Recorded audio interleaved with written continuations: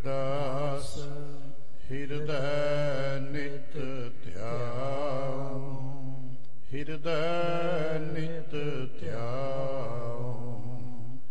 श्री गुरु रामदास प्रभु के गुण गाओ। गुरु अर्जन विघ्नन के नाशक, विघ्नन के नाशक। हर गोबिंद शुभ सुमत परगाशक। श्री हर राय नमो कर जोरी, नमो कर जोरी। श्री हर किशन मनाए बहोरी।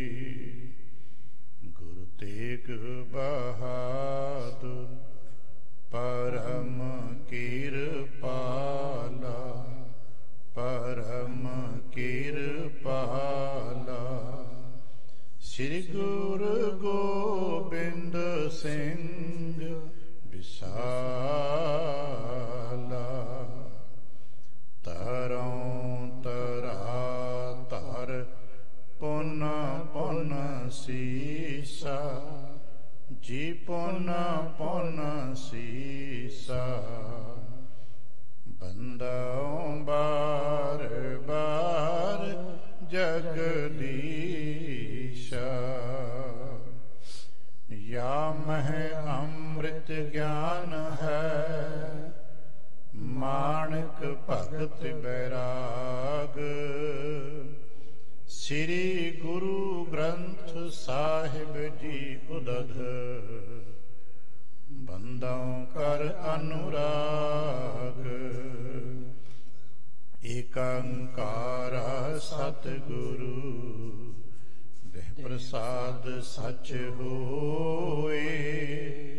वाहिगुरु जी की फतेह है, विघ्न विनाशन सोए।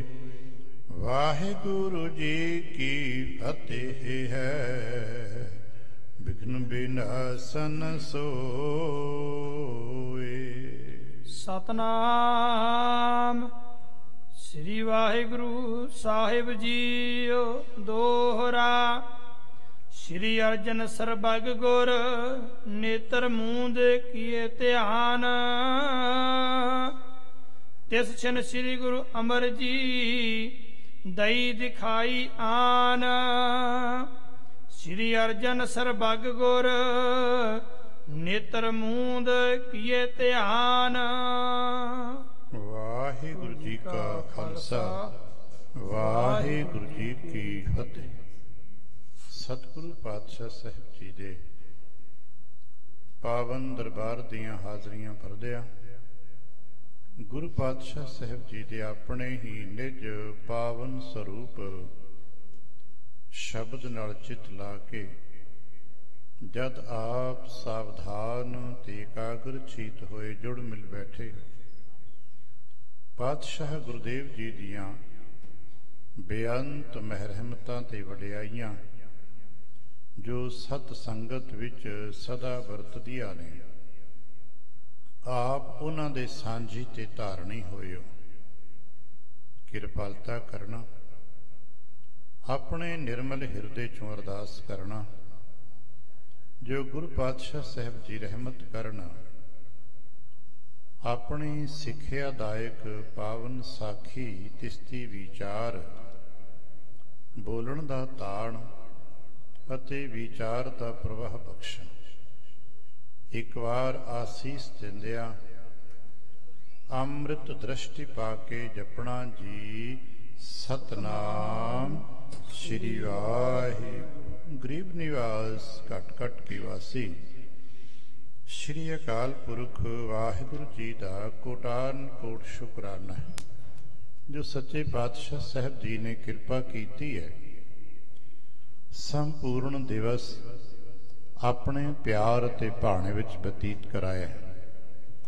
ਸੰਧਿਆ ਕੇ ਸਮੇਂ ਸਜੇ ਹੋਏ ਪਾਵਨ ਦਰਬਾਰ ਦੀਆਂ ਹਾਜ਼ਰੀਆਂ ਭਰਨ ਦਾ ਸੁਭਾਗ ਬਖਸ਼ੇ। ਹਰ ਰੋਜ਼ ਦੀ ਤਰ੍ਹਾਂ ਮਹਾਰਾਜ ਨੇ ਅੰਮ੍ਰਿਤ ਵੇਲੇ ਜੋ ਸਾਨੂੰ ਸ਼੍ਰੀ ਮੁਖਵਾਕ ਬਖਸ਼ਿਸ਼ ਕੀਤੇ ਨੇ, ਜਿਨ੍ਹਾਂ ਦੀ ਛਾਂ ਹੇਠ ਸਾਡਾ ਹੁਣ ਤੱਕ ਦਾ ਸਮਾਂ ਬਤੀਤ ਹੋ ਰਿਹਾ ਹੈ, ਸਾਡੇ ਚੋਂ ਜਿਹੜਾ ਜਿਹੜਾ ਜੀ ਪਾਵਨ ਸ਼ਬਦ ਦੀ ਸ਼ਰਨ ਪ੍ਰਾਪਤ ਕਰ ਲੇਗਾ ਤੇ ਉਸ ਦੀ ਛਾਂ ਹੇਠ ਆਪਣਾ ਦਿਨ ਗੁਜ਼ਾਰੇ, ਉਹਦਾ ਆਉਣ ਵਾਲਾ ਸਮਾਂ ਸੁਖੈਨ ਹੀ ਸਰਲ ਤੇ ਸਫਲ ਹੋ ਜਾਂਦਾ ਹੈ। ਗੁਰਦੇਵ ਕਿਰਪਾ ਕਰਨ। ਅਸੀਂ ਬੇਨਤੀ ਕਰਿਆ ਕਰੀਏ, ਮਹਾਰਾਜ ਸਾਡੇ ਤੇ ਕਿਰਪਾ ਕਰੋ, ਸਾਨੂੰ ਬਲ ਬਖਸ਼ੋ, ਅਸੀਂ ਆਪ ਦੇ ਉਪਦੇਸ਼ ਦੇ ਸ਼ਬਦ ਕਰਕੇ ਸਾਨੂੰ ਗਿਆਨ ਪ੍ਰਾਪਤ ਹੁੰਦਾ ਹੈ, ਉਸ ਨੂੰ ਮੰਨ ਸਕੀਏ, ਮੰਨ ਕੇ ਆਪਣੇ ਜੀਵਨ ਵਿੱਚ ਇੰਪਲੀਮੈਂਟ ਕਮਾ ਸਕੀਏ। ਜਦੋਂ ਅਸੀਂ ਮੰਨ ਕੇ ਕਮਾਉਣ ਲੱਗ ਪਾਵਾਂਗੇ, ਜੀਵਨ ਪਵਿੱਤਰ ਤੇ ਨਿਰਮਲ ਹੋ ਜਾਂਦਾ ਹੈ। ਉਹਦੇ ਵਾਸਤੇ ਬਲ ਚਾਹੀਦਾ ਹੈ, ਵਿਚਾਰਕ ਹੈ, ਕਿਉਂਕਿ ਮਨ ਕਰਕੇ ਮੰਨਣਾ ਹੁੰਦਾ ਹੈ ਤੇ ਮਨ ਨੂੰ ਬਲ ਮਿਲਦਾ ਹੈ ਵਿਚਾਰਾਂ 'ਚੋਂ, ਤਨ ਨੂੰ ਬਲ ਮਿਲਦਾ ਹੈ ਭੋਜਨ 'ਚੋਂ, ਮਨ ਨੂੰ ਬਲ ਮਿਲਦਾ ਹੈ ਵਿਚਾਰਾਂ 'ਚੋਂ, ਆਤਮ ਨੂੰ ਬਲ ਮਿਲਦਾ ਹੈ ਨਾਮ 'ਚੋਂ। ਇਹ ਤਿੰਨਾਂ ਦੇ ਆਪਣੇ ਆਪਣੇ ਅਲੱਗ-ਅਲੱਗ ਮੁਕਾਬਲੇ ਤੇ ਸੰਪੂਰਨ ਸਹਿਨ ਸ਼ਕਤੀ ਕਿਉਂਕਿ ਮਨ ਵਿੱਚ ਹੁੰਦੀ ਹੈ। ਮਨ ਬਲਵਾਨ ਹੋ ਸਕੇ, ਇਸ ਕਰਕੇ ਸਾਨੂੰ ਉੱਤਮ ਵਿਚਾਰਾਂ ਦੀ ਜ਼ਰੂਰਤ ਹੈ। ਜਿਵੇਂ ਤਨ ਬਲਵਾਨ ਹੋ ਸਕੇ, ਸਾਨੂੰ ਚੰਗੇ ਭੋਜਨ ਦੀ ਜ਼ਰੂਰਤ ਹੈ। ਚੰਗਾ ਭੋਜਨ ਖਾਣ ਦੇ ਨਾਲ ਨਾਲ ਪਰਹੇਜ਼ ਦੀ ਜ਼ਰੂਰਤ ਹੈ। ਭਈ ਜੇ ਭੋਜਨ ਚੰਗਾ ਖਾਵਾਂਗੇ ਤੇ ਪਰਹੇਜ਼ ਵੀ ਤੇ ਕਰਨਾ ਪਏਗਾ ਨਾ। ਅਕਸਰ ਦੇਖਦੇ ਹਾਂ ਲੋਕ ਖਾਂਦੇ ਚੰਗਾ ਨੇ ਪਰ ਪਰਹੇਜ਼ ਨਹੀਂ ਕਰਦੇ, ਨਤੀਜਨ ਅਕਸਰ ਬਿਮਾਰ ਹੁੰਦੇ ਨੇ। ਇਸੇ ਤਰ੍ਹਾਂ ਮਨ ਦੇ ਵਿਚਾਰ ਵੀ ਚੰਗੇ ਨੇ, ਗ੍ਰਹਿਣ ਕਰੀਏ, ਪਰ ਪਰਹੇਜ਼ ਵੀ ਤੇ ਕਰਨਾ ਪਏਗਾ। ਤਨ ਦਾ ਪਰਹੇਜ਼ ਆਪਣੇ ਲੈਵਲ ਦਾ ਹੈ, ਮਨ ਦਾ ਪਰਹੇਜ਼ ਆਪਣੇ ਲੈਵਲ ਦਾ ਹੈ। ਹਾਂ, ਆਤਮਾ ਦਾ ਕੋਈ ਵੱਖਰਾ ਕੰਮ ਨਹੀਂ ਹੁੰਦਾ, ਉਹਦੀ ਕੋਈ ਚੀਜ਼ ਹੈ। ਉੱਥੇ ਨਾਮ ਜੇ ਜਪ ਲਿਆ ਤੇ ਪਹੁੰਚ ਗਿਆ, ਨਹੀਂ ਜਪਿਆ ਤੇ ਨਹੀਂ ਗਿਆ। ਹਾਂ, ਉੱਥੇ ਪਹੁੰਚਾ ਸਕਦੇ ਹਾਂ ਭੋਜਨ ਤੇ ਜਾਂ ਭੁੱਖਾ ਰੱਖ ਸਕਦੇ, ਜਿਹਨੂੰ ਕਹਿੰਦੇ ਆਤਮਾ ਤ੍ਰਿਪਤ ਨਹੀਂ ਹੁੰਦੀ। ਖੈਰ, ਮਨ ਬਲਵਾਨ ਹੋ ਸਕੇ ਉਹਦੇ ਵਾਸਤੇ ਗਿਆਨ, ਉਹਦੇ ਵਾਸਤੇ ਸ਼ਰਧਾ, ਆਸਥਾ, ਫੇਥ, ਕਈ ਸ਼ਬਦ ਵਰਤੇ ਜਾਂਦੇ ਨੇ। ਔਰ ਇਹ ਕਿੱਥੋਂ ਮਿਲੇਗਾ? ਆਪਣੇ ਵੱਡਿਆਂ ਤੋਂ, ਜਿਨ੍ਹਾਂ ਨੇ ਕੁਝ ਕੀਤਾ ਹੈ, ਜਿਨ੍ਹਾਂ ਨੇ ਕੁਝ ਕਮਾਇਆ ਹੈ, ਜਿਨ੍ਹਾਂ ਵੱਲ ਦੇਖ ਕੇ ਅਸੀਂ ਕੁਝ ਕਹਿੰਦੇ ਹਾਂ ਜੀ ਇੱਦਾਂ ਦਾ ਹੋ ਜਾਏ। ਸ਼ਾਇਦ ਇਸੇ ਕਰਕੇ ਸੰਸਾਰ ਦੇ ਮਾਨਸਿਕ ਦਰਸ਼ਨ ਵਿੱਚ ਆਪਣੇ ਆਪਣੇ ਆਦਰਸ਼ ਚੁਣੇ ਨੇ ਲੋਕਾਂ ਨੇ, ਆਪਣੇ ਆਪਣੇ ਮਾਡਲ ਸਥਾਪਿਤ ਕੀਤੇ ਨੇ। ਖਿਡਾਰੀ ਆਪਣਾ ਸਥਾਪਿਤ ਕਰ ਲੈਂਦੇ ਨੇ, ਡਾਕਟਰਸ ਆਪਣੇ, ਵਿਦਿਆਰਥੀ ਆਪਣੇ, ਹਰ ਇੱਕ ਦਾ ਆਪੋ ਆਪਣਾ ਕੋਈ ਨਾ ਕੋਈ ਮਾਡਲਸ ਦਾ ਮੈਂ ਉਹਦੇ ਵਰਗਾ ਬਣਨਾ ਚਾਹੁੰਦਾ। ਸਿੱਖ ਨੇ ਕਿਹਦੇ ਵਰਗਾ ਬਣਨਾ ਹੈ? ਸਿੱਖ ਨੇ ਵੀ ਗੁਰਮੁਖ ਵਰਗਾ ਬਣਨਾ ਹੈ।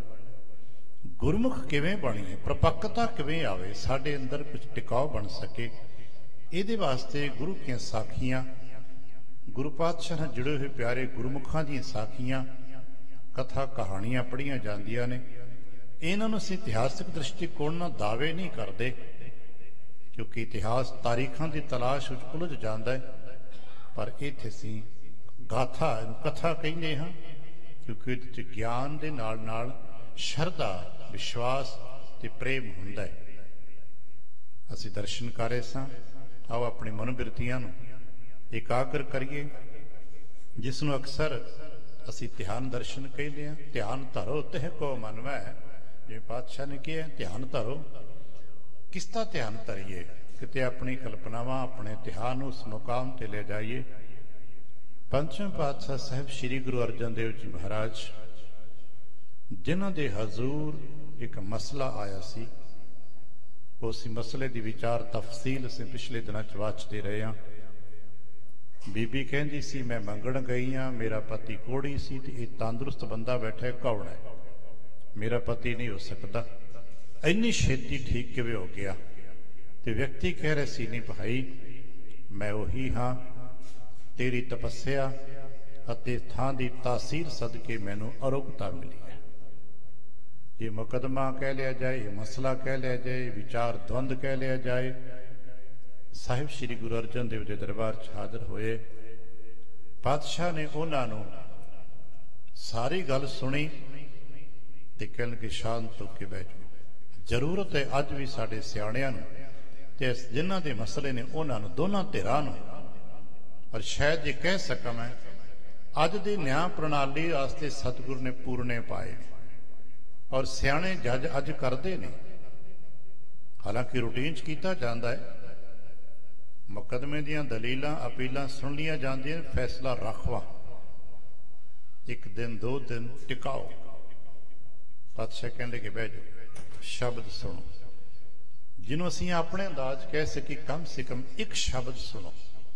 आ गुरु किरपा करन साडे चों जी मत्था टेकण आवण, नित आइए। जे शाम दे वक्त आ ही गए हो, 30-40 मिनट की ड्राइव भी कीती है, समा कढ़िया है, ते भाई गुरु साहब दे कोल बैठण दा समा भी कढ़ लो। बहुता नहीं ते एक शब्द 5-7 मिनट दा हुंदा है। इतना समा गुरु पातशाह दे कोल बैठ के बाणी सुन ली जाए। एक घड़ी 12 मिनट हो सकते हैं, आधी घड़ी 12 मिनट की, एक घड़ी 24 मिनट की, 6 मिनट 3 मिनट, कुछ तो गुरु पातशाह को बैठिए, अपने दिल की गल गुरु पातशाह साझी करिए। बैठ जाए, महाराज ने क्या बैठ जाओ। उन्होंने शांत चित्त बैठा दिता है। शब्द आरंभ है, आप पातशाह साहब जी अपने ध्यान च, क्योंकि असां तुसां ने जद भी बैठना गुरु का ध्यान धरना है, तो गुरु पातशाह का स्वरूप दर्शन जे करिए महाराज, तो फिर अपने ही ध्यान च हुंदा है। ये जिहड़े ब्रह्मवेत्ता जिन्होंने असीं कदे कदे कहने आ, वो भी दसते ने कि गुरु सदा अपने ही ध्यान स्वै ध्यान च टिकते हैं, उन्होंने अपना सब कुछ। खैर कहने लगे कुछ पल बाद असीं फैसला देंगे। हुण पातशाह साहब जी ने नेत्र मूंदे ने, आ संसार दिसे तो ज्यादा को ध्यान हटाए, तो उस ध्यान विच पिछे कुछ होर अगम्य तस्वीरां जिन्हों असीं तर्क ते दलील दे नाल साबित ते नहीं करते, कुछ अवस्थावां हुंदियां ने। पातशाह साहब तुहानूं दसदे ने, सानूं समझाउण दा यतन कीता गया साडे गाथाकारां वालों, आओ कोशिश करिए असीं पकड़ सकीए। महाराज ने नेत्र मूंदे ने ते महाराज दे सन्मुख स्वरूप जो उस वक्त अंतर जिन्हें अंतर ध्यान कहते हैं, अंतरमुखी कहते हैं, निज स्वै स्वरूप का ध्यान कहते हैं। बड़ियां इहो जिहियां फिलासफी ते अंतरमन दीयां गल्लां ने। तीसरे पातशाह साहब श्री गुरु अमरदास महाराज जी का स्वरूप झलक सन्मुख आ गई है। इत्थों अज दी गल आरंभ करते हाँ। दोहरा श्री अर्जन सरबग गुर नेत्र मूंद किए ध्यान। गुरु अर्जन देव महाराज जी ने सारे नूं शांत करके बैठा लिया। शब्द की धुन ते आप नेत्र मूंदे ने, ते नेत्र मूंददियां ही ज्यों ही दृश्यमान संसार तो दृष्टि नूं हटाया है अदृश्यमान संसार नाल, क्योंकि वो तो जुड़े ही हुए ने, बस पढ़दा ही इधर उधर करना हुंदा है। वैसे तो सरबग ने ना, उन्होंने अखां नेत्र मुंदर की भी जरूरत नहीं है, साडे ध्यानियां नूं नेत्र मुंदन की जरूरत हुंदी है। इसे करके कुछ गल्लां साडे वास्ते साडी समझ गोचरे पै जाण, इहो जिहियां गल्लां वरतियां जांदियां ने।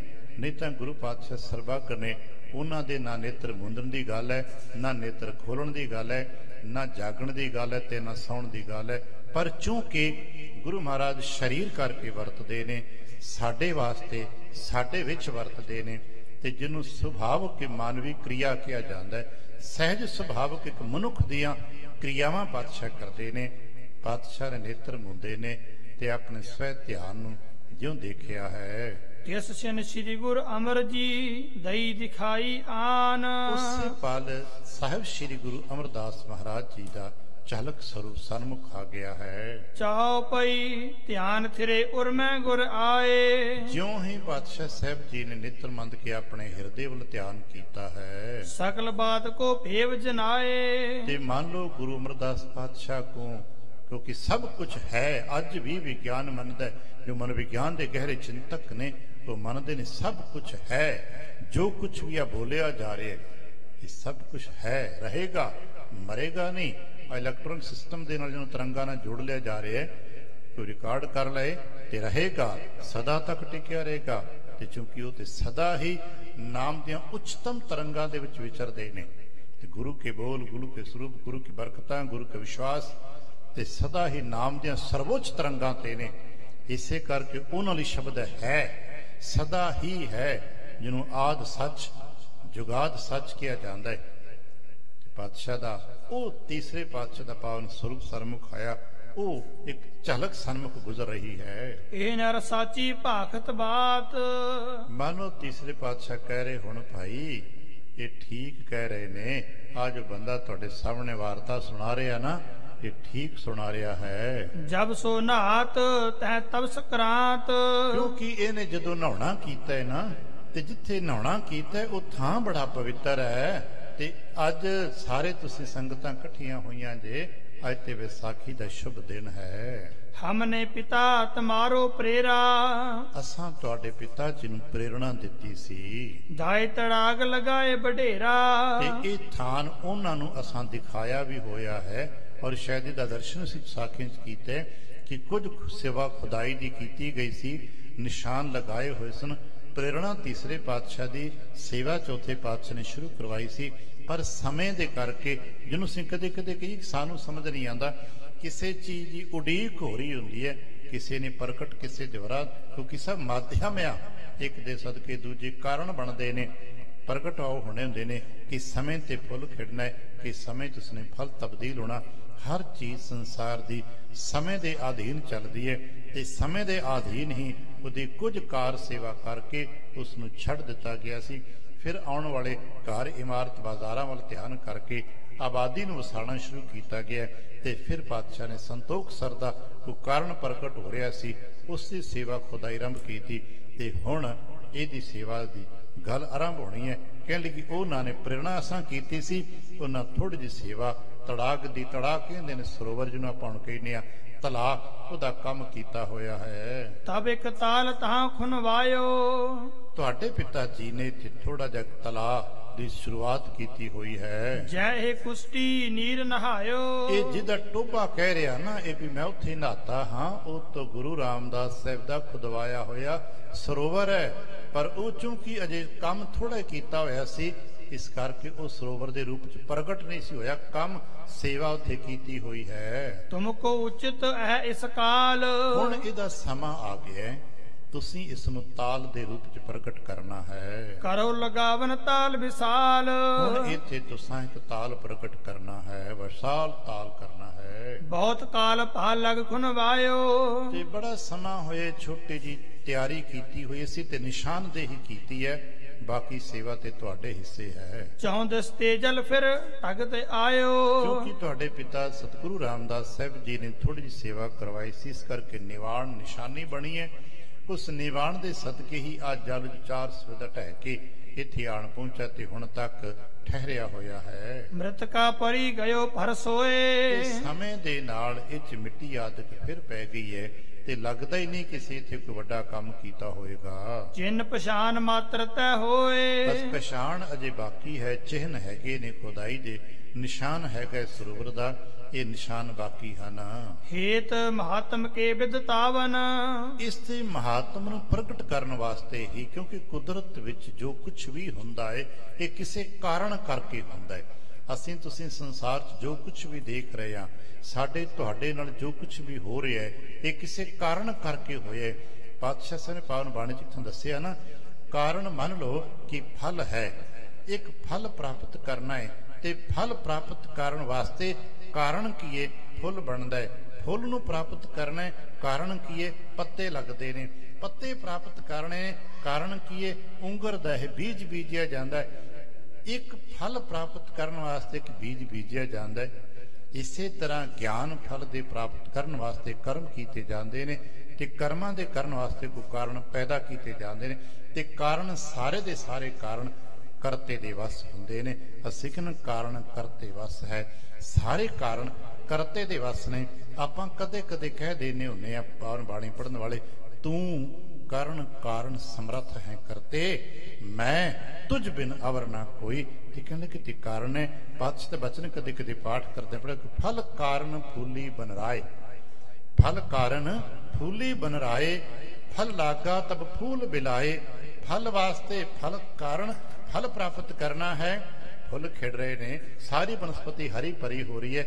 ਹੁਣ ਫਲ ਲੱਗੇ, ਫੁੱਲ ਆਪਣੇ ਆਪ ਝੜ ਕੇ ਨੇ, ਮਿਟ ਗਏ ਨੇ। ਫਲ ਕਾਰਨ ਫੂਲੀ ਬਨਰਾਏ, ਫਲ ਲਾਗਾ ਤਬ ਫੂਲ ਬਿਲਾਏ। ਇਸੇ ਤਰ੍ਹਾਂ ਆ ਜਿਤਨੇ ਅਸੀਂ ਕਰਮ ਕਰਦੇ ਨੇ, ਕੋਈ ਪਾਠ ਕਰਦਾ, ਕੋਈ ਜਾਪ ਕਰਦਾ, ਕੋਈ ਸੇਵਾ ਕਰਦਾ, ਜੋ ਅਲੱਗ-ਅਲੱਗ ਇਹਨੂੰ ਅਸੀਂ ਕਰਮ ਖੇਤਰ ਕਹਿੰਦੇ ਆ। ਇਹ ਕਰਮ ਦੇ ਖੇਤਰ ਹੁੰਦੇ ਨੇ। ਗਿਆਨ ਹੈ ਕਾਰਨ, ਪ੍ਰਾਪਤੀ ਕੀ ਕਰਨੀ ਸੀ? ਗਿਆਨ ਦੀ। ਗੁਰੂ ਦੇ ਗਿਆਨ ਨੂੰ ਪ੍ਰਾਪਤ ਕਰਨ ਵਾਸਤੇ ਕਰਮਾਂ ਦਾ ਅਭਿਆਸ ਕਰਨਾ ਪੈਣਾ। ਗਿਆਨ ਹੈ ਕਾਰਨ, ਕਰਮ ਅਭਿਆਸ। ਹਾਂ, ਜਿਨ੍ਹਾਂ ਨੂੰ ਫਿਰ ਗਿਆਨ ਪ੍ਰਾਪਤ ਹੋ ਜਾਏਗਾ ਉਹਨਾਂ ਦੇ ਕਰਮ ਨਾਸ਼ ਹੋ ਜਾਣਗੇ। ਗਿਆਨ ਹੈ ਕਾਰਨ, ਕਰਮ ਅਭਿਆਸ। ਗਿਆਨ ਭਇਆ ਤਾਂ ਕਰਮ ਹੈ ਨਾਸ਼। ਇਹ ਤਾਂ ਕੁਦਰਤ ਦਾ ਵਿਧਾਨ ਹੈ। ਤੇ ਪਾਤਸ਼ਾਹ ਨੇ ਕਹਿਣ ਲੱਗੇ ਹੁਣ ਸਮਾਂ ਹੈ, ਇਹ ਪ੍ਰਗਟ ਹੋਣਾ। ਉਸ ਪ੍ਰਗਟਾਵੇ ਵਾਸਤੇ ਹੀ ਇਹ ਕਾਰਨ ਬਣੇ ਹਨ। ਨਹਿ ਕੀਨਸ ਸਭ ਵਿਖੈ ਜਨਾਵਨ। ਇਸ ਕਰਕੇ ਕੀਤਾ ਗਿਆ ਇਹ ਜੋ ਕਾਰਨ ਤੁਹਾਡੇ ਸਾਹਮਣੇ ਪ੍ਰਗਟ ਹੋ ਕੇ ਆਇਆ ਹੈ ਕਿ ਇਹ ਚਲੋ ਅਸੀਂ ਤਰਕ ਵਿਤਰਕ ਤੋਂ ਪਰਾਂ ਹਟ ਜਾਈਏ। ਕਾਰਨ ਕੀ? ਬੱਚੀ ਪੈਦਾ ਹੋਈ, ਜਵਾਨ ਹੋਈ, ਵਿਆਹੀ ਗਈ।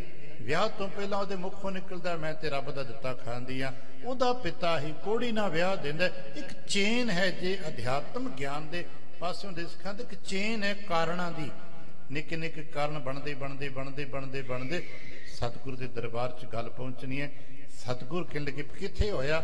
ਚਲੋ ਮੈਨੂੰ ਦਿਖਾਓ। ਉਹ ਥਾਂ ਪ੍ਰਗਟ ਹੁੰਦਾ ਹੈ। ਇਹ ਕਾਰਨਾਂ ਦੀ ਚੇਨ ਹੁੰਦੀ ਹੈ। ਇਹ ਸਾਰਾ ਕੁਝ ਇਸੇ ਕਰਕੇ ਸਾਨੂੰ ਕੁਦਰਤ ਦੇ ਕਰਿਸ਼ਮਿਆਂ ਦੀ ਤੇ ਕੁਦਰਤ ਦੇ ਕਾਰਨਾਮਿਆਂ ਦੀ ਸਮਝ ਨਹੀਂ ਆ ਸਕਦੀ। ਬਸ ਉਸ ਨੂੰ ਜਾਂ ਤੇ ਕਰਨਹਾਰ ਕਰਤਾਰ ਜਾਣਦੇ ਨੇ ਤੇ ਜਾਂ ਕੇਵਲ ਗੁਰੂ ਪਾਤਸ਼ਾਹ ਜਾਣਦੇ ਨੇ। ਕਰਤੇ ਕੀ ਮਿੱਤ ਕਰਤਾ ਜਾਣੈ, ਕਹਿ ਜਾਣੈ ਗੁਰਸੂਰਾ। ਹੋਰ ਅਸੀਂ ਤੁਸੀਂ ਨਹੀਂ ਜਾਣ ਸਕਦੇ। ਇਸੇ ਕਰਕੇ ਅਸੀਂ ਝਗੜਦੇ ਰਹਿ ਜਾਣੇ, ਕੋਈ ਸਮਝ ਨਹੀਂ ਹੁੰਦੀ। ਕਈ ਨੇ ਕਿੱਦਾਂ ਹੋ ਗਿਆ, ਕਿੱਦਾਂ ਹੋ ਗਿਆ। ਗੁਰੂ ਕਿਰਪਾ ਕਰਨ ਸੁਣ ਟਿਕ ਸਕੀਏ। ਕਰਤੇ ਕੀ ਮਿੱਤ ਕੁਦਰਤ ਦੇ ਕਰਿਸ਼ਮੇ ਕੁਦਰਤ ਹੀ ਜਾਣਦੀ ਹੈ। ਕਹਿਣ ਲੱਗੇ ਤੁਹਾਡੇ ਸਾਹਮਣੇ ਜੋ ਪ੍ਰਗਟ ਹੋਏ, ਇਸ ਤਾਲ ਨੂੰ ਪ੍ਰਗਟ ਸਮੇਂ ਦੇ ਮੁਤਾਬਕ ਉਸ ਦਾ ਪ੍ਰਗਟਾਵਾ ਕਰਨ ਵਾਸਤੇ ਇਹ ਕਾਰਨ ਵਿਧ ਬਣੀ ਹੈ। ਅਬ ਮਹਿਮਾ ਕੇ ਸਹਿਤ ਵਿਸਾਲਾ। ਹੁਣ ਤੁਸਾਂ ਨੇ ਕਰਨਾ ਹੈ, ਇਹਦੀ ਮਹਿਮਾ ਨੂੰ ਪ੍ਰਗਟ ਕਰਨਾ ਹੈ, ਇਸ ਥਾਂ ਨੂੰ ਪ੍ਰਗਟ ਕਰਨਾ ਹੈ। ਇਹ ਤੁਹਾਡੇ ਹਿੱਸੇ ਆਇਆ ਹੈ। ਸਮੇਂ ਦੇ ਮੁਤਾਬਕ ਪਹਿਲੇ ਪਾਤਸ਼ਾਹ ਚੱਲਦੇ ਚੱਲਦੇ ਹੁਣ ਤੁਹਾਡਾ ਸਮਾਂ ਆਇਆ। ਹੁਣ ਤੁਸੀਂ ਇਸ ਨੂੰ ਪ੍ਰਗਟ ਕਰਨਾ ਨੇ ਤੇ ਚੱਲਣ ਤੇ ਪਹਿਲੇ ਪਾਤਸ਼ਾਹ ਤੇ ਪਏ ਹੋਏ ਨੇ ਇੱਥੇ। ਹਾਂਜੀ, ਵਿਦਤਾਵੋ ਸਿਰਜੋ ਸੁਬਤਾਲਾ। ਹੁਣ ਤੁਸੀਂ ਵਿਦਤਾਵੋ, ਤੁਸੀਂ ਪ੍ਰਗਟ ਕਰੋ, ਸੰਸਾਰ ਨੂੰ ਮਸ਼ਹੂਰ ਕਰੋ ਤੇ ਇੱਥੇ ਤਾਲ ਬਣਾਓ, ਇੱਕ ਵੱਡਾ ਸਰੋਵਰ ਬਣਾਓ। ਸ੍ਰੀ ਅੰਮ੍ਰਿਤਸਰ ਧਰਿਆ ਨਾਮੂ। ਤੇ ਇਸ ਦਾ ਨਾਮ ਅੰਮ੍ਰਿਤਸਰ ਧਰਨਾ। ਹਾਂਜੀ, 14 ਮੈਂ ਸੁਪਾਨ ਬਿਰਾਮੂ। ਇਹਦੇ 4 ਸਫੇਰੇ 1 ਸੁਪਾਨ, ਜਿਹਨੂੰ ਪੰਜਾਬੀ ਚ ਆਪਾਂ ਪੌੜੀਆਂ ਕਹਿੰਦੇ ਆ। ਫਿਰ ਵੱਡਾ ਸਰੋਵਰ ਬਣਾਓ, ਉਹਦੇ ਪੌੜੀਆਂ ਪੱਕੇ ਹੋਣ। ਹਾਂਜੀ, ਰਾਮਦਾਸਪੁਰ ਰਾਮਦਾਸ ਸਰ। ਤੇ ਫਿਰ ਇਹਦਾ ਨਾਂ ਤੁਹਾਡੇ ਪਿਤਾ ਨੇ ਚੱਕ ਰਾਮਦਾਸ ਰੱਖਿਆ। ਇਸ ਦਾ ਨਾਂ ਵੀ ਰਾਮਦਾਸ ਸਰ, ਰਾਮਦਾਸ ਸਰੋਵਰ ਹੋਵੇਗਾ। ਇਹ ਵੀ ਨਾਮ ਕਹਿ ਨਰ ਨਾਰੀ। ਇਸ ਸੰਸਾਰ ਚ ਪ੍ਰਸਿੱਧ ਨਾਮ ਹੋਵੇਗਾ। ਜਨਨੀ ਪਿਤ ਗੁਰ ਕੋ ਉਰਹੇਰਾ। ਜਨਨੀ ਪਿਤ ਗੁਰ ਭਾਵ ਜਿਹਨੂੰ ਸਿੱਧਾ ਸ਼ਬਦ ਕੀ ਨਾਨਾ ਗੁਰੂ। ਮਾਨੋ ਤੀਸਰੇ ਪਾਤਸ਼ਾਹ ਨਾਨਾ ਗੁਰੂ ਸਾਹਿਬ ਜੀ ਦਾ ਇਹ ਬਚਨ ਉਪਦੇਸ਼ ਵਿਚਾਰ ਜੋ ਕਿ ਸਭ ਕੁਝ ਅੰਦਰ ਹੈ, ਜੋ ਜਿਹਨੂੰ ਸਰਬੱਕਤਾ ਸ਼ਬਦ ਮਿਲ ਜਾਏ ਉੱਥੇ ਸਭ ਕੁਝ ਹੈ।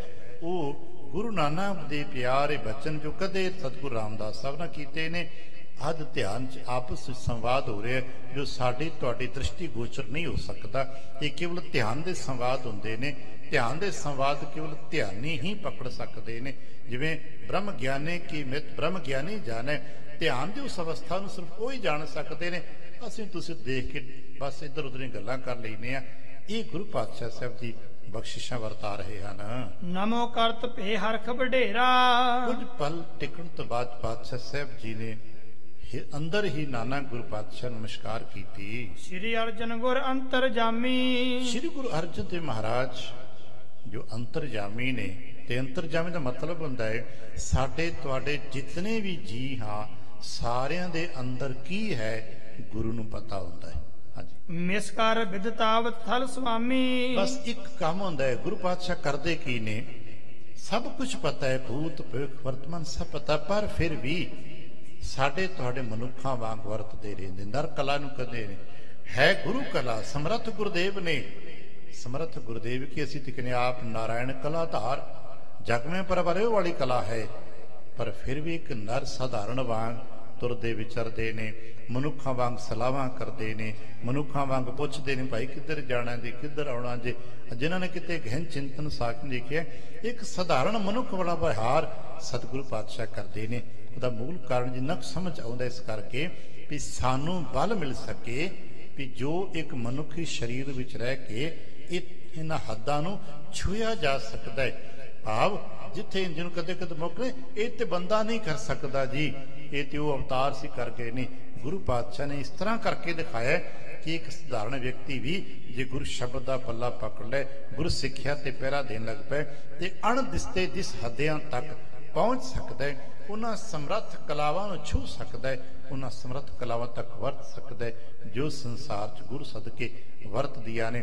ਇਸੇ ਕਰਕੇ ਕਹਿੰਦੇ ਨੇ ਕਿ ਪਾਤਸ਼ਾਹ ਸਾਹਿਬ ਜੀ ਆਪ ਸਧਾਰਨ ਮਨੁੱਖ ਵਾਂਗ ਹੀ ਵਿਚਰਦੇ ਨੇ, ਸਧਾਰਨ ਮਨੁੱਖ ਵਾਂਗ ਹੀ ਵਰਤਦੇ ਨੇ, ਸੇਵਾਵਾਂ ਕਰਦੇ ਨੇ, ਕਾਰ ਵਿਹਾਰ ਕਰਦੇ ਨੇ, ਸਲਾਹਾਂ ਕਰਦੇ ਨੇ, ਦੱਸਦੇ ਨੇ, ਪੁੱਛਦੇ ਨੇ। ਸਾਨੂੰ ਤੁਹਾਨੂੰ ਉਸ ਵਕਤ ਵੀ ਲੱਗਦਾ ਹੋਣਾ ਜਿਹੜਾ ਉਸ ਵਕਤ ਵੀ ਸ਼ਾਇਦ ਮੈਂ ਸਲਾਹ ਦਿੱਤੀ ਪਾਤਸ਼ਾਹ ਜੀ ਨੂੰ, ਸ਼ਾਇਦ ਮੈਂ ਆ ਕੇ ਦੱਸਿਆ, ਸ਼ਾਇਦ ਮੈਂ ਨਾ ਦੱਸਦਾ ਤੇ ਆਹ ਕੰਮ ਨਾ ਹੀ ਬਣਦਾ। ਜਿਵੇਂ ਆਪਾਂ ਨੂੰ ਅੱਜ ਕੱਲ੍ਹ ਕਦੇ ਲੈ ਮੈਂ ਨਾ ਦੱਸਦਾ ਤੇ ਮੈਂ ਨਾ ਕੁੰਡਾ ਖੁੱਲਦਾ ਤੇ ਦਰ ਖੁੱਲਦਾ ਨਾ, ਮੇਰਾ ਮੁਰਗਾ ਬਾਂਗ ਨਾ ਦਿੰਦਾ ਤੇ ਦਿਨ ਹੀ ਨਾ ਚੜ੍ਹਦਾ। ਇਹ ਮਨੁੱਖ ਸਦਾ ਕਰਦਾ ਰਿਹਾ ਹੈ ਤੇ ਕਰਦੇ ਰਹਿਣਾ ਹੈ। ਪਰ ਚੇਤਾ ਰੱਖਣਾ ਉਹ ਸਭ ਕੁਛ ਆਪੇ ਜਾਣਦਾ ਹੈ, ਆਪੇ ਕਰਦਾ ਹੈ। ਉਹੀ ਸਾਨੂੰ ਮੱਤ ਦਿੰਦਾ ਹੈ ਤੇ ਫਿਰ ਮੱਤ ਸਾਡੇ ਤੋਂ ਪ੍ਰਗਟ ਕਰਦਾ। ਜਿਵੇਂ ਪਹਿਲਾਂ ਆਪਾਂ ਬੱਚੇ ਨੂੰ ਸਮਝਾਉਂਦੇ ਹਾਂ, ਫਿਰ ਬੱਚਾ ਬੋਲਦਾ ਰਹਿੰਦਾ। ਪਾਤਸ਼ਾਹ ਸਾਹਿਬ ਜੀ ਇਸੇ ਤਰ੍ਹਾਂ ਬਖਸ਼ਿਸ਼ਾਂ ਵਰਤਾਉਂਦੇ ਹਨ। ਵਹਿਰ ਮੁਖੀ ਬ੍ਰਿਤ ਨੈਣ ਉਘਾਰੇ। ਪਾਤਸ਼ਾਹ ਸਾਹਿਬ ਜੀ ਨੇ ਕੁਝ ਪਲਾਂ ਬਾਅਦ ਅੰਮ੍ਰਿਤ ਨੈਣ ਕਟੋਰੇ, ਪਲਕਾਂ ਖੋਲੀਆਂ, ਨੈਣ ਉਘਾਰੇ, ਅੱਖਾਂ ਖੋਲੀਆਂ ਨੇ, ਕਿਰਪਾ ਦੀ ਦ੍ਰਿਸ਼ਟੀ ਸਾਹਮਣੇ ਬੈਠੀ ਸੰਗਤ ਤੇ ਪਾਈ ਹੈ। ਮਨੋ ਕਮਲ ਦਲ ਭੇਪਨ ਹਸਾਰੇ। ਮਾਨੋ ਦੋ ਬੰਦ ਕਮਲ ਸੰਪਟ ਖੁੱਲ ਗਏ। ਹੁਣ ਅੰਮ੍ਰਿਤ ਕਟੋਰੇ, ਨੈਣ ਕਟੋਰੇ ਪਾਤਸ਼ਾਹ ਨੇ ਖੋਲੇ ਹਨ। ਪਰਮ ਪ੍ਰਸੀਦ ਬਖਾਨਿਓ ਤੀਸੋ। ਮਹਾਰਾਜ ਉਸ ਬੇਅੰਤ ਕਿਰਪਾ ਦੇ ਘਰ ਵਿੱਚ ਨੇ। ਯਾਦ ਬੇਨਤੀ ਕਰਾਂ, ਸਾਡੇ ਅਵਸਥਾਵਾਂ ਨੇ ਇਹਨੂੰ ਘਰ ਕਿਹਾ ਜਾਂਦਾ ਹੈ। ਹਾਲਾਂਕਿ ਗੁਰਬਾਣੀ 'ਚ ਅਸੀਂ ਕਦੇ ਕਦੇ ਘਰਾਂ ਦੀ ਅਵਸਥਾ ਦਾ ਦਰਸ਼ਨ ਕਰਦੇ ਹਾਂ, ਸੰਗੀਤ 'ਚ ਉਸ ਨੂੰ ਆਪਣੇ ਤਾਲ ਤੇ ਹੋਰਨਾਂ ਨਾਵਾਂ ਨਾਲ ਜਾਣਿਆ ਜਾਂਦਾ ਹੈ। ਪਰ ਜਿਹੜੇ ਅਭਿਆਸੀ ਬਾਣੀ ਪੜ੍ਹਨ ਵਾਲੇ ਮੰਨਦੇ ਨੇ ਕਿ ਸਾਡੀ ਮਾਨਸਿਕ ਅਵਸਥਾਵਾਂ ਦੇ ਵੀ ਜੋ ਬਦਲਾਵ ਆਉਂਦੇ ਨੇ ਉਸ ਨੂੰ ਵੀ ਘਰ ਕਿਹਾ ਜਾਂਦਾ ਹੈ। ਆਪਾਂ ਕਦੇ ਕਦੇ ਕਹਿੰਦੇ ਨਾ, ਜੈ ਘਰ ਕੀਰਤ ਆਖੀਐ, ਕਰਤੇ ਕਾ ਹੋਏ ਵਿਚਾਰੋ, ਤਿਤ ਘਰ ਗਾਵੋ ਸੋਹਿਲਾ। ਇੱਥੇ ਸੰਗੀਤ ਦੀ ਤਾਲਾਂ ਲਈ ਨਹੀਂ, ਜਿਸ ਮਾਨਸਿਕ ਅਵਸਥਾ ਤੇ ਰੱਬ ਦੀ ਬੰਦਗੀ ਕੀਤੀ ਜਾਂਦੀ ਹੈ ਉਹਨਾਂ ਮਾਨਸਿਕ ਅਵਸਥਾਵਾਂ ਦਾ ਦੱਸਣਾ। ਘਰ ਬਦਲਦੇ ਆ ਆਪਾਂ। ਕਦੇ ਕਦੇ ਕਹਿੰਦੇ ਮਹਾਰਾਜ ਮਿਹਰ ਦੇ ਘਰ ਵਿੱਚ ਆਏ, ਕਿਰਪਾ ਦੇ ਘਰ ਵਿੱਚ ਆਏ। ਮਹਾਰਾਜ ਅੱਜ ਬੜੀ ਕਿਰਪਾ ਦੇ ਘਰ 'ਚ ਆਏ ਹੋਏ ਨੇ। ਅੰਮ੍ਰਿਤ ਨੈਣ ਕਟੋਰੇ, ਅੰਮ੍ਰਿਤ ਡੁੱਲਦਾ ਹੋਇਆ ਜਿਸ ਦ੍ਰਿਸ਼ਟੀ ਵਿੱਚ ਅੰਮ੍ਰਿਤ ਹੈ, ਉਹ ਨੇਤਰ ਖੁੱਲੇ ਹਨ। ਸਰਬ ਸੰਦੇਹ ਦੂਰ ਕਰ ਹੈ ਸੋ। ਕਿਉਂਕਿ ਪਾਤਸ਼ਾਹ ਸਾਹਿਬ ਜੀ ਨੇ ਜਦੋਂ ਅੰਮ੍ਰਿਤ ਕਟੋਰੇ ਖੋਲ੍ਹਣੇ, ਆਪਣੇ ਗੁਰਸਿੱਖਾਂ ਤੇ ਦ੍ਰਿਸ਼ਟੀ ਪਈ ਹੈ ਤੇ ਸਾਨੂੰ ਤੇ ਦੱਸਿਆ ਗਿਆ ਹੈ ਜਿਨ੍ਹਾਂ ਪਿਆਰਿਆਂ ਤੇ ਇਸ ਤਰ੍ਹਾਂ ਪਿਆਰ ਭਰੀ ਦ੍ਰਿਸ਼ਟੀ ਮਹਾਰਾਜ ਦੀ ਪੈ ਜਾਂਦੀ ਹੈ ਨਾ, ਉਹ ਸ਼ੁਭ ਹੋ ਜਾਂਦੇ ਨੇ। ਜਿਵੇਂ ਅੰਧਕਾਰ ਹੋਵੇ, ਅਚਾਨਕ ਟਾਰਚ ਜਗਾ ਦਈਏ ਤੇ ਫੋਕਸ ਜਿੱਥੇ ਪੈਂਦਾ ਨਾ, ਉਹ ਇੱਕਦਮ ਚਾਨਣੇ ਨਾਲ ਭਰ ਜਾਂਦਾ ਹੈ। ਤੇ ਆ ਕਦੇ ਕਦੇ ਆਪਾਂ ਸੋਈਏ ਪੜ੍ਹਦੇ ਆ, ਸ਼੍ਰੀ ਮੁਖ ਵਾਕ ਲੈਂਦੇ, ਕਦੇ ਕਦੇ ਭਾਈ ਸਾਹਿਬ ਜੀ ਕੋਈ ਇਹ ਬਚਨ ਪੜ੍ਹਦੇ ਨੇ, ਅਮੈ ਦ੍ਰਿਸ਼ਟ ਸ਼ੁਭ ਕਰੈ। ਗੁਰੂ ਕੀ ਦ੍ਰਿਸ਼ਟੀ ਪੈਂਦੀ ਹੈ, ਜਿੱਤੇ ਪੈ ਗਈ ਸ਼ੁਭ ਹੋ ਗਿਆ, ਇੱਕ ਪਲ ਵਿੱਚ ਹੀ ਉਹ ਸ਼ੁਭ ਹੋ ਗਿਆ। ਇਹ ਦ੍ਰਿਸ਼ਟੀ ਜਿਨ੍ਹਾਂ ਤੇ ਪਈ ਸ਼ੁਭ ਹੋ ਗਏ, ਅੰਮ੍ਰਿਤ ਭਰਪੂਰ ਹੋ ਗਏ। ਨਿਸ਼ਚੈ ਇਹੀ ਤੋਰ ਫਰਤਾਰਾ। ਬੜੇ ਪਿਆਰ ਨਾਲ ਬਚਨ ਹੋਇਆ, ਭਾਈ ਠੀਕ ਹੈ, ਇਹੀ ਸੱਤ ਹੈ। ਤੈ ਕੀਨ ਸਮ ਪਰਉਪਕਾਰਾ। ਕਹਿੰਦੇ ਕਿ ਭਾਈ ਤੂੰ ਤੇ ਬੜਾ ਪਰਉਪਕਾਰੀ ਜੀਵੜਾ ਹੈ। ਮਾਣ ਸਭ ਕੁਝ ਹੁੰਦਿਆਂ ਹੋਇਆਂ ਵੀ ਮਾਣ ਆਪਣੇ ਸੁੱਖਾਂ ਨੂੰ ਤੇ ਨਾਲੇ ਆਪਣੇ ਆਪ ਨੂੰ ਹਮੇਸ਼ਾ ਹੀ ਵਿਨਮਰਤਾ 'ਚ ਰੱਖਣਾ। ਭਾਈ ਤੁਹਾਡੀ ਕਿਰਪਾ ਹੋਈ ਹੈ। ਜਿਵੇਂ ਪਾਤਸ਼ਾਹ ਦਸ਼ਮੇਸ਼ ਕਹਿੰਦੇ ਨਾ, ਇਨਹੀ ਕੀ ਕਿਰਪਾ ਕੀ। ਮਹਾਰਾਜ ਦਸ਼ਮੇਸ਼ ਨੇ ਇੱਥੋਂ ਤੱਕ ਸਾਨੂੰ ਦੇਤਾ ਨਾ, ਇਨਹੀ ਕੀ ਕਿਰਪਾ ਕੇ ਸਜੇ ਹਮ ਹੈ।